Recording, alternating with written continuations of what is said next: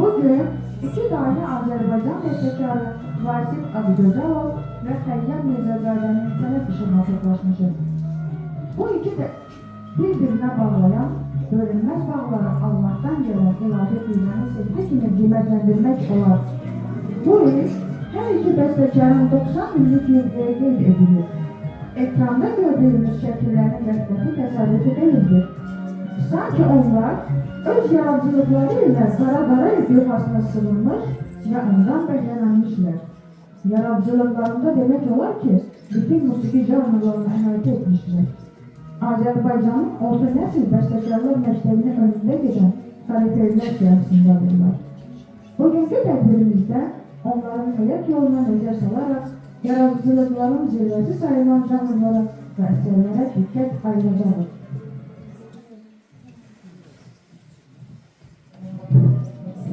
Bekar, pedagog, professor, xalq artisti, şöhrət və istiqlal ordenli Vasif Adıgözəlov 1935-ci il iyulun 28-i Bakıda ustad xanəndə Zülfü Adıgözəlovun ailəsində dünyaya gəlir. İlk təhsilini 10 illik musiqi məktəbində fortepiano sinfində alır. 1953-cü ildə Azərbaycan Dövlət Konservatoriyasına daxil olur. Qara-Qarayevdən bəstəkarlıq, Simuzer Quliyevadan fortepiano dərsləri alan Vasif Adıgözəlov 1959-cu ildə təhsilini tamamlayır. Diplom işi kimi Ölülər operasını bəstələyir. 1958-ci ildən əmək fəaliyyətinə başlayan bəstəkar, Radio və Televiziya Komitəsində musiqi redaktoru, Azərbaycan Bəstəkarlar İttifaqının katibi, Filarmoniyanın baş musiqi redaktoru, Azər Zeynallı adına Bakı Musiqi Məktəbinin direktoru kimi müxtəlif vəzifələrdə çalışır. 1972-ci ildən konservatoriyada pedaqoji fəaliyyətə başlayır, 1989-cu ildə professor adını alır.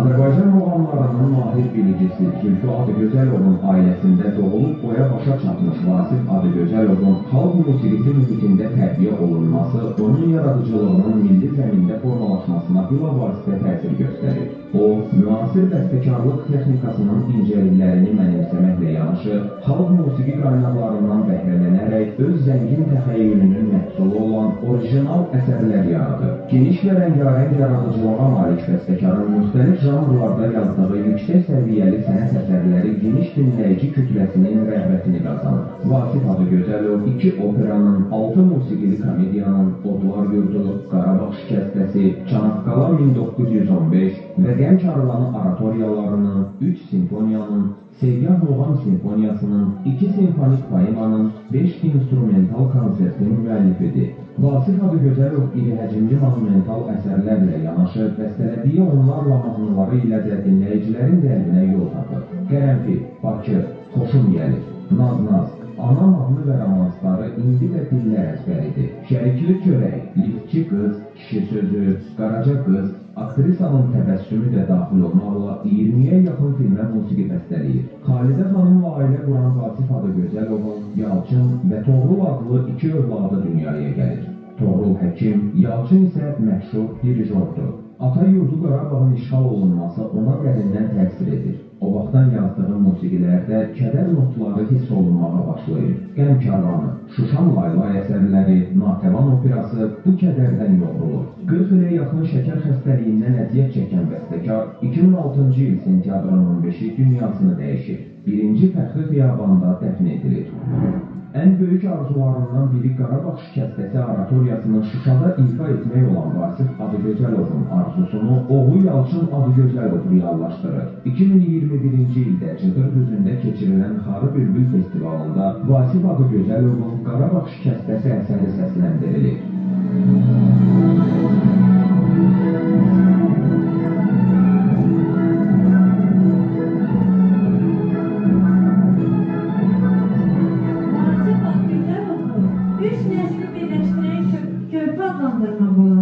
Atası xanəndə Zülfü Adıgözəlov, bəstəkar Vasif Adıgözəlov və oğlu dirijor Yalçın Adıgözəlov. Hal-hazırda dinlədiyimiz oratoriya bu vəhdətin bariz nümunəsidir.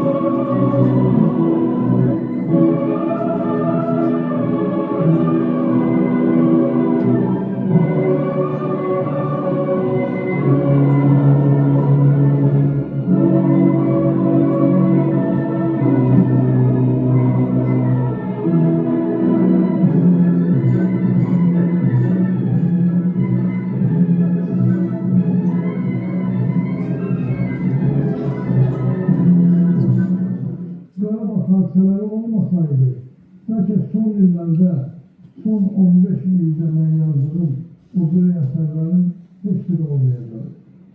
Məsələn, birinci növbədə Qarabağ Şəhsəs Aratorası, sonra Qəm Kərvanı Aratorası, sonra Çanakkala Türkiyənin çarşı ilə verilən Çanakkala Aratorası və Naxçıvan Operası. Bu 4 əsər Qarabağ hadisələri ilə bağlıdır. Müxtəlif janrlarda yazıb yaradan Vasif Akgözəlov, yaradıcılığında həm də gözəl, axıcı mahnılar müəllifi kimi də yadda qalır. Paytaxtımız Bakıya məşhur bəstəkarlarımızın əksəriyyəti bir-birindən gözəl mahnılar bəstələyiblər. Belə mahnılardan biri də Vasif Akgözəlovun xalq şairi Rəsul Rızanın sözlərini yazdığı Bakı haqqında mahnısıdır. Bu mahnını böyük sənətkar Şövkət Əkbərvan ifasında dinləyək.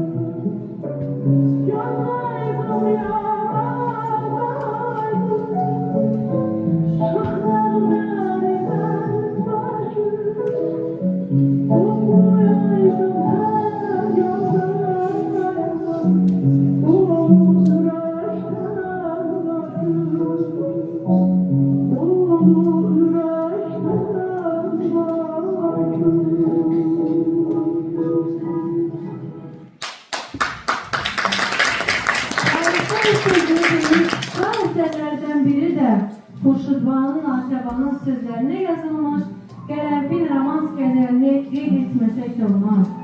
Hal-hazırda bu mahnını xalq artisti Sami Cəfərqan ifasında eşidirsiniz.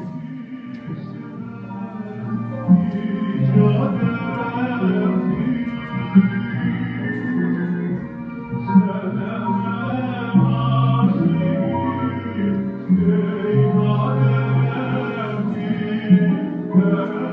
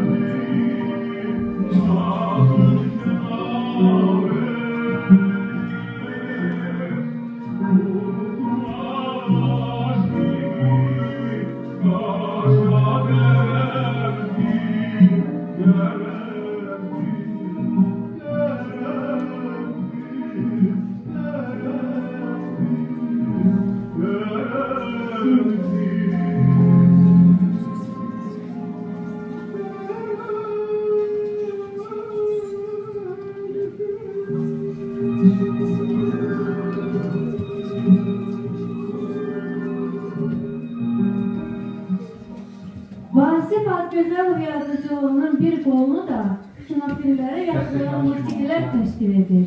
Onun Lifçi qız, Şərikli çörək, Cazibə qüvvəsi, Skripkanın sərgüzəştləri, Həyat bizi sınayır, Kişi sözü kinofilmlərində yazılan musiqilər dillər əzbəridir. Bəstəkarın kinomuzda ən yadda qalan və bugün də sevilə-sevilə dinlənilən musiqisi şübhəsiz ki, rejissor Şamil Mahmudbəyovun 1969-cu ildə lentə aldığı Şərikli çörək filmində səslənir. Bu da təsadüfi deyil. Film müharibənin uşaqlara vurduğu mənəvi sarsıntılardan sonra açır. Vasif Adıgözəlovun uşaqlığı da həmin dövrdə keçmişdi. Belə ki, filmdə təsvir olunan hadisələr onun gözləri qarşısında baş vermişdi. Bəstəkar burada əslində öz his və həyəcanlarını musiqinin dilinə təsvir edir. Qızıl fonda daxil olmuş Şərikli çörək filmi. Bu Şərikli çörək filmi haqqında biraz uzun danışmaq istəyirəm, çünki çox yaxşı yadımdadır mənim o film çəkiləndə. Mən məktəbli idim, Şamil mənim hətta təklif eləmişdi ki, bu Vasif müəllimə evlara, mən və qardaşım bir də evlarları da o filmdə çəkilsin. Amma yay mövsümü olduğuna görə, Bakı çox isti idi, o yadıma gəlir, 40 dərəcə isti vardı. Atam qınamadı bizə, dedi ki, siz bağda oturun, siz şəhərə gəlmeyin. Amma indi çox hevslənirəm, çünki biz də tarixdə qalardı xəyallık oğlumla. Amma film ölməz oldu, sözsüz ki, o film bilirsiniz, artıq Bakının bir simvoluna çevrildi.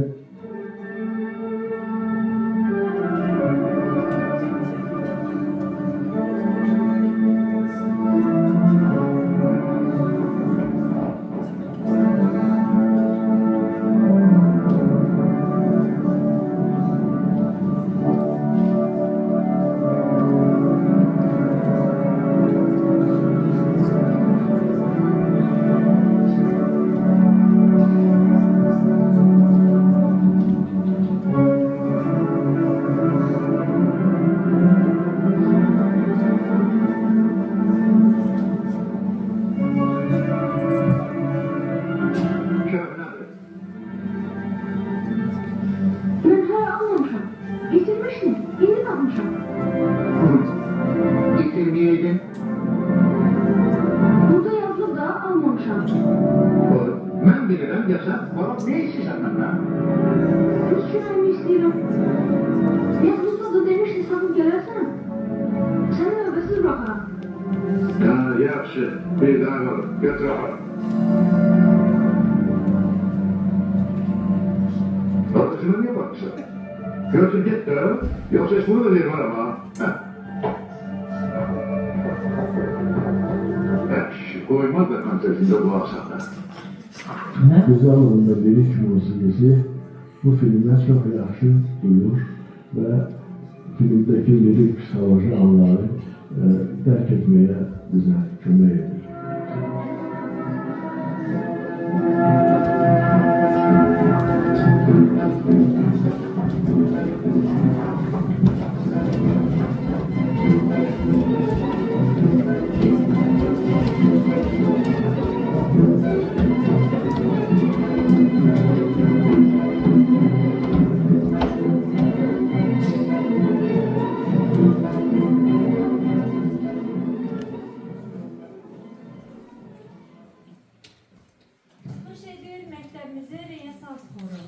Şərikli çörək kinofilmindən Sən ey uşaqlıq mahnısı.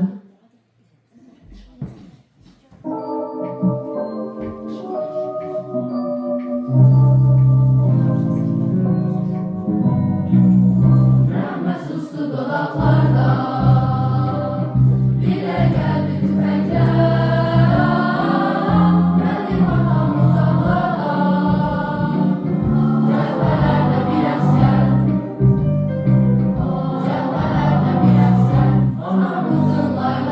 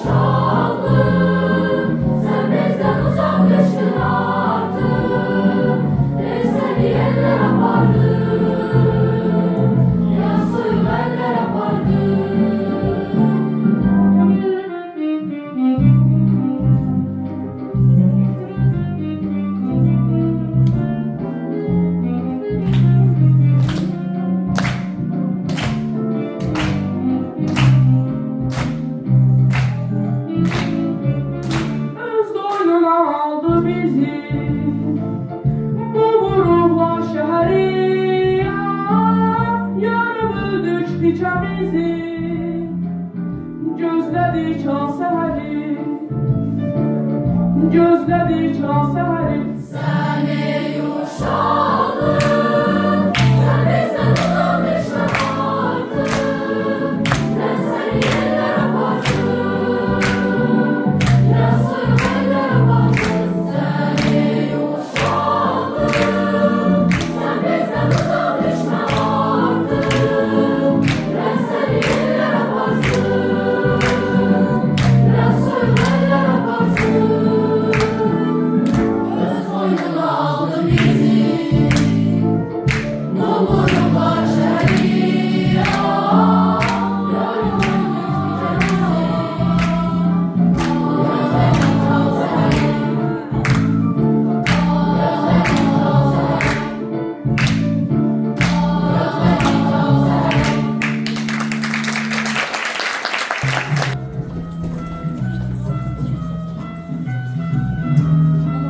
Azərbaycan musiqisinin rahillərindən biri Xəyyam Mirzəzadə. Mənim əsərlərim obrazlı əsərlərdir. Mən obrazlara xüsusi diqqət yetirirəm. İnsanlarla danışıram, ünsiyyət yaradıram.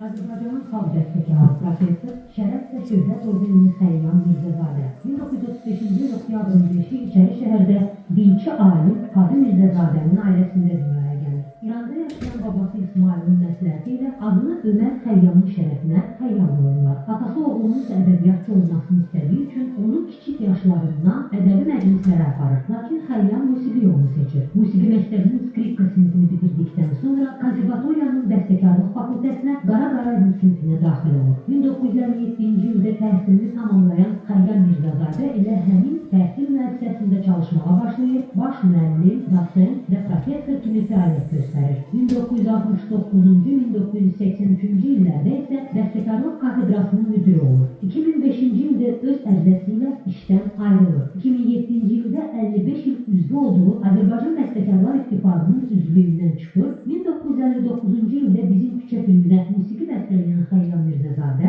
7 oğul istərəm, Arxadan Vurulan Zərbə, Bağ Mövsümü, Bakıda Küləklər əsir, Güllələmə təxirə salınır. Axınla aşağı kimi 50-yə yaxın bədii və cizgi filminə 15 teatr tamaşasına musiqi yazır. Xəyyam Mirzəzadə Ağlar və Qaralar baletinin, Oçerklər 63 simfonik poemasının, Muğam şeirlərində suitasının, 2 simfoniyanın, 2 kvartetin, Çiçəklər Vətəninin 3 xoreografik şəkil, sekstet və başqa əsərlərin müəllifidir. Əsərləri Avstriya, İngiltərə, Macarıstan, Hollandiya, Almaniya, İtaliya, Fransa və başqa ölkələrdə ifa olunur. Abşeron bağları, Yadımdanı, Səsləməni, Yarma Yağış, Qayalar və başqa mahnıları dillər əzbəri olsa da, Xəyyam Mirzəzadə heç vaxt özünü mahnı bəstəkarı hesab etməyib. Mənim işim simfonik musiqidir, kamera instrumental musiqidir və tədbiqi musiqidir deyib. Bəstəkarın Pərvin və Fəxri adlı 2 oğlu var. Hər ikisi Bülbül adına musiqi məktəbini qırmızı diplomla bitirsə də, sən atanın yolunu getmədin, biz də sənin yolunu getməyəcəyik deyərək bu sahəni seçmirlər. Çoxsaylı mükafatların laureatı olan bəstəkar 2 dəfə 1976-cı ildə 2-ci simfoniya triptixinə, 1986-cı ildə isə Birisi Gün Gecə Yarısı filminin musiqisinə görə dövlət mükafatına layiq görülür. Görkəmli bəstəkar uzun sürən xəstəlikdən sonra 2018-ci il iyulun 30-u vəfat edib, Təxti Xiyabanda dəfn edilir. Bəstəkarın sənət yolu haqqında xatirələrini öz dilindən eşitək. Musiqidə, ədəbiyyatda, yəni şeir və yaxud proza, sonra rəsmdə hövsələ tanınır.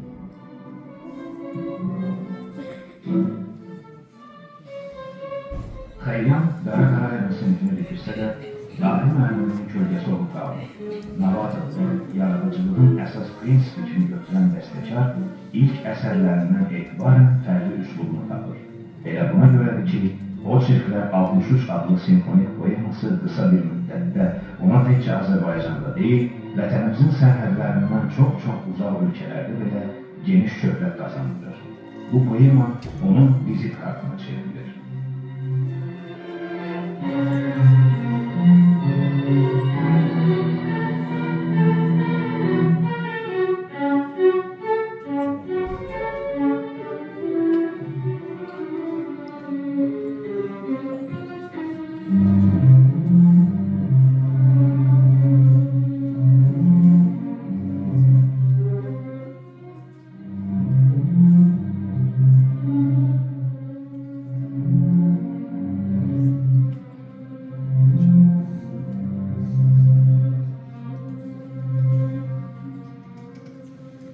68-ci ildən bəri bizim işlərimiz biraz yaxşıdır. Bizə fikir verir. Mən cavan oğlan ola, mənimlə bərabər dövlət komitəsində əsərləri təqdim edənlərdən arasında mənim müəllimlərim də var. Elə oldu ki, mənim ikinci simfoniya dövlət mükafatı alır.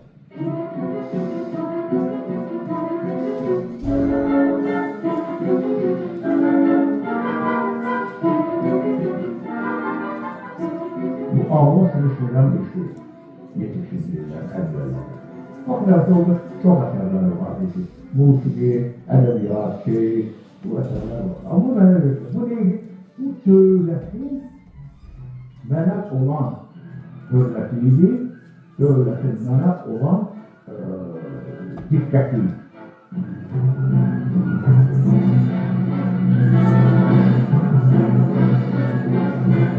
Bu, Xəyyamın Triptih adlandırdığı ikinci simfoniyası. 1970-ci ildə yazılıb və Azərbaycan Respublikasının dövlət mükafatına layiq edilib.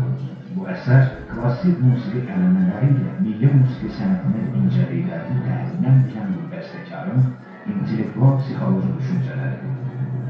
Yeni simfonik musiqi fonduna daxil edilmiş Triptih bir sıra xarici ölkələrdə də uğurla səsləndirilir və bugün də səsləndirilir. Amma Xəyyam Mirzəzadə üçün Triptihin ən doğma ifası Azərbaycanın xalq artisti, dirijor Rauf Abdullayevin idarəsi ilə Azərbaycan Dövlət Simfonik Orkestrinin başındakı ifasıdır. Teatr kino musiqisi bəstəkarın yaradıcılığında xüsusi yer tutur. Onun kino musiqisi milli kinomuzun şöhrətlənməsinə səbəb olur. 7 oğul istərəm, bizim küçə, xatirələr sahili, Bakıda küləklər əsir, arxadan vurulan zərbə, birisi gün, gecə yarısı, zirzəmi, o dünyadan salan, mənim ağ şəhərim, gülələnmə təxirə salınır. Bu əsərlərdə Xəyyam Mirzəzadə üslubu aydın hiss olunur. Əsəri dinləyərkən bəstəkarın kim olduğunu dərhal anlaya bilirsən.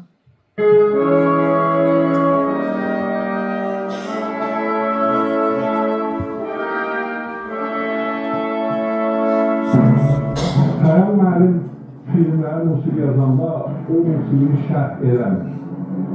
O sanki orada özünü gətirir.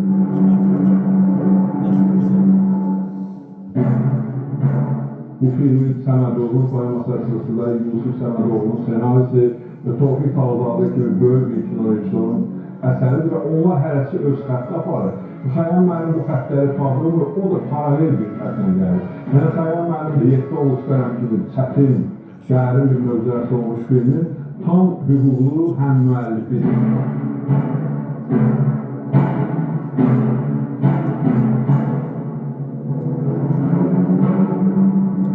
Mənim əsas yazdığım filmlər psixoloji filmlər olur. Detektivlər olur, dramatik filmlər olur. Sənətin ciddiliyini mən ləzzətlə bilirəm.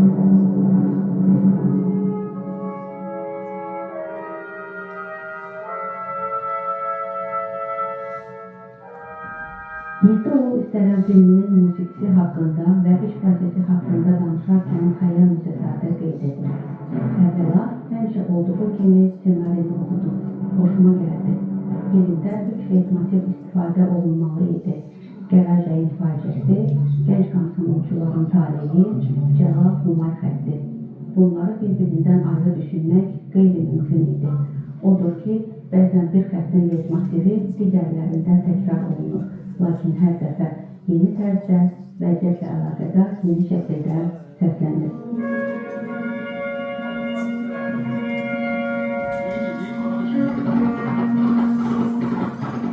Yedi oğul istərəm filmindəki əhvalatlar musiqidə öz inkişafını davam etmiş, bəstəkarın bəstələdiyi əzəmətli simfonik musiqidə filmin bütün faciəvi əhvalatı dolğunluğu ilə tamaşaçıya çatdırılmışdır. O filmə yeni nüanslar gətirdi, yeni salallar gətirdi, mövzunu daha dərindən başa düşmək üçün musiqi vasitəsilə kömək elədi. Anam bacım qız gəl, əllər yazır qız gəl, 7 oğul istərəm, bircə dənə qız gəl. Filmin musiqisi bütün əzəməti ilə Azərbaycan dərin iz buraxmışdır.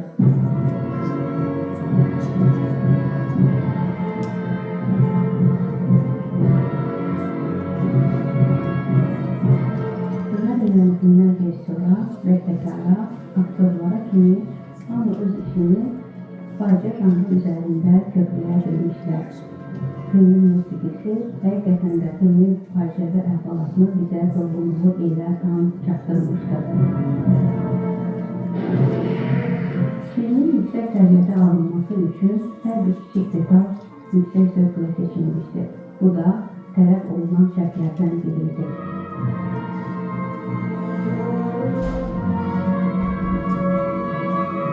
Filmdə musiqi, ümumi dramaturgiya vacib komponent kimi daxil olmuşdur və bəzi səhnələrdə çox vacib həll edici rol oynadı. Qəhrəmanın faciəsi məhv olmuş məhəbbətin acısını bəstəkarlıq musiqisində eşidirik.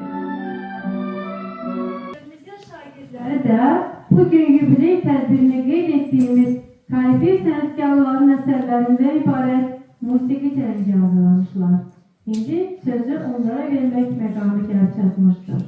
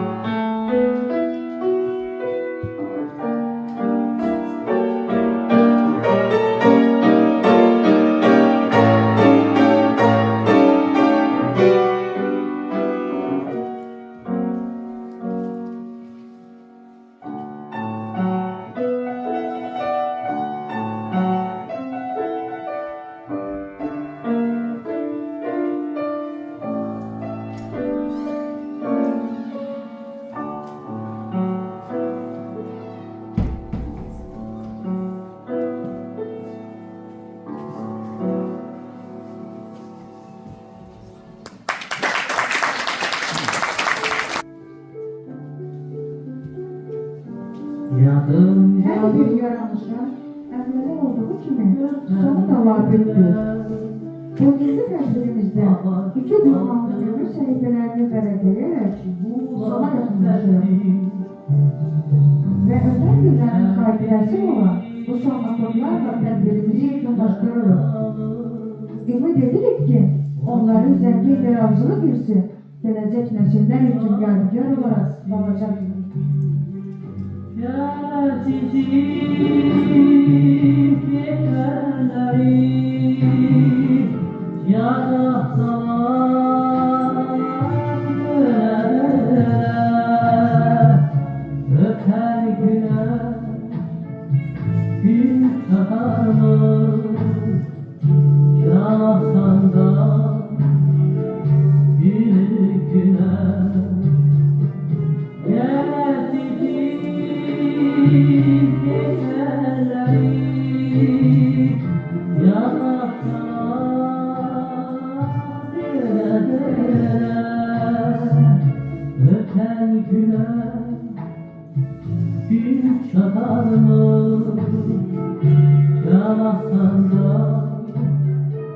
Bir güne